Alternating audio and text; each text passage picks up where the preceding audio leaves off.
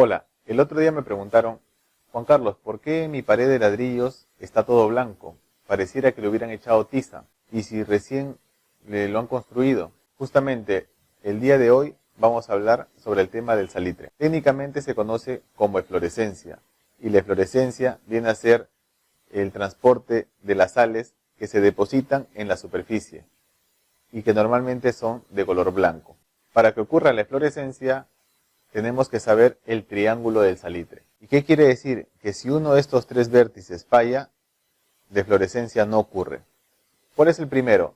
El primero es las sales solubles en los materiales o en el terreno o en el suelo.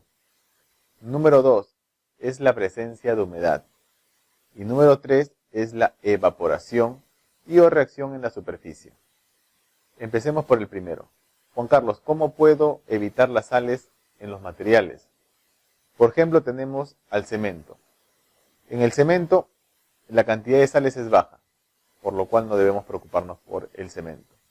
El agua que usamos para la mezcla debe ser agua potable. Justamente no es recomendable el agua de mar. Y también tenemos los ladrillos. Los ladrillos antiguamente se hacían artesanalmente y estos a veces contenían gran cantidad de sales. Sin embargo, en estos últimos tiempos, la cantidad de sales que hay en los ladrillos que se fabrican ya no artesanalmente, sino en fábricas, no tienen gran cantidad de sales porque tienen un control. Entonces tampoco no tenemos problemas con los ladrillos. ¿Quién nos queda? Es justamente el agregado, la arena gruesa. Juan Carlos, ¿y cómo identifico que mi arena gruesa está bien y no es salada? Una manera sencilla para que puedas hacerlo es, tomas una muestra de la arena, la llenas en un recipiente con agua, lo mueves y lo dejas reposar por 24 horas. Al día siguiente lo pruebas, ojo, lo pruebas, no te lo vayas a tomar. Lo pruebas y si ves que está salada, podemos decir que esa arena no funciona. Juan Carlos, pero esa arena yo la consigo porque es mía, está en mi terreno, es gratis. Si quieres usarla, lo que tienes que hacer entonces es lavar tu arena. Si lavas tu arena, ahí sí ya podrías usar esa arena. Entonces pasemos ahora al tema de la humedad. Para el tema de la humedad tiene que ver con la presencia de agua. Esto puede ser provocado, quiere decir que pase por el mismo sitio una cierta cantidad de agua. En ese sitio va a ocurrir la eflorescencia. Otro ejemplo es, por ejemplo, se me rompe una tubería y yo veo en el exterior que empieza a producirse fluorescencia. Eso quiere decir que por ahí hay agua acumulada.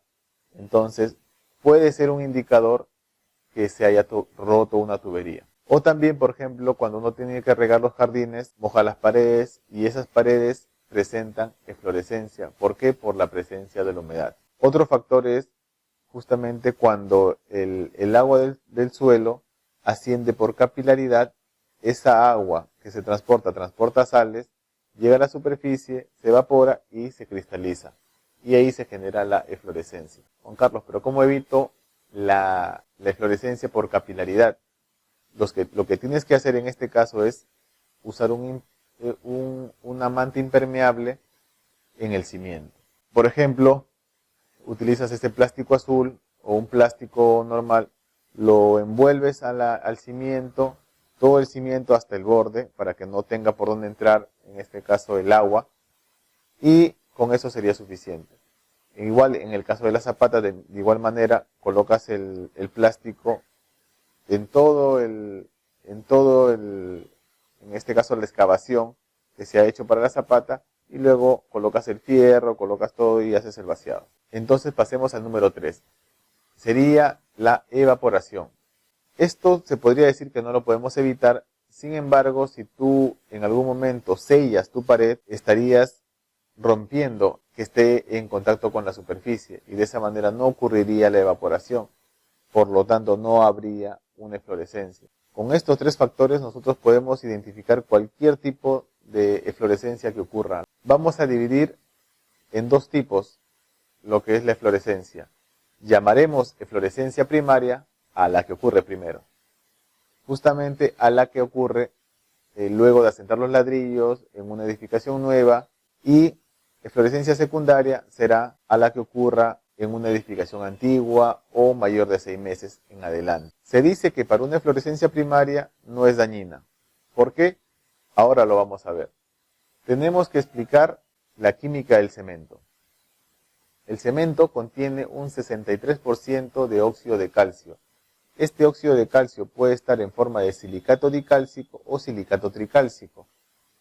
Este óxido de calcio reacciona con el agua de la mezcla formando el hidróxido de calcio. Y este hidróxido de calcio, al entrar en contacto con la superficie, reacciona con el CO2 del ambiente y, adivina qué, forma el carbonato de calcio. Sí, justamente la tiza, esa tiza blanca que tú ves, realmente es tiza, es carbonato de calcio.